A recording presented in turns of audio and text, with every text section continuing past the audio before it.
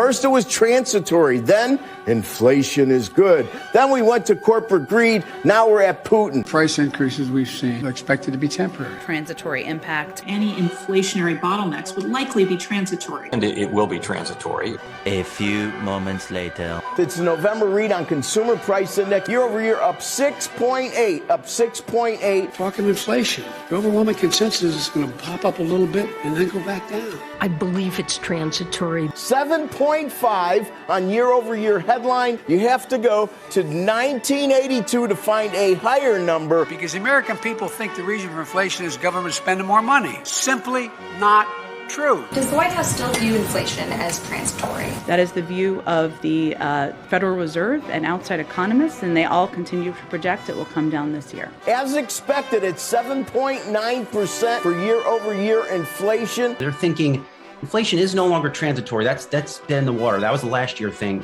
It's becoming permanent. I don't think anything is permanent. More moments later. 8.5% usurps 7.9. 8.6. 8.6, a new cycle high usurping March. I'm ready to retire the word transitory. The word transitory has different meanings to different people. I think it's probably a good time to retire that word and try to explain more clearly what we mean. Does the president acknowledge that inflation is more entrenched and not transitory? It doesn't really matter what you call it. First it was transitory, then inflation is good. Inflation is skyrocketing. The White House response has been generally to say, hey, inflation shows that we're coming out of the recession, so it's a good sign. More people are buying goods. That's increasing the demand. That's a good thing. Then we went to corporate greed. Asking large corporations and the wealthiest Americans to not engage in price gouging and to pay their fair share in taxes. Giant corporations who say, wow, a lot of talk about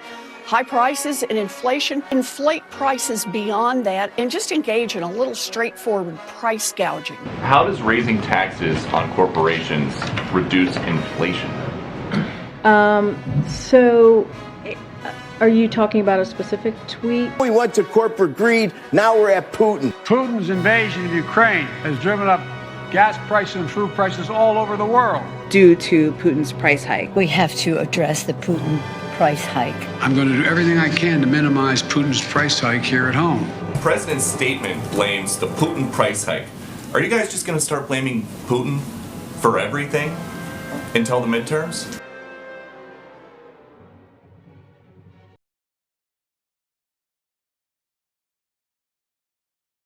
Like stories about terrorists getting shot in the face. I'm talking extreme, graphic, brutal violence. Or you want to hear about porn stars spilling whatever secrets they might want to spill, then watch me by clicking on the link in the description or the button that pops up on screen.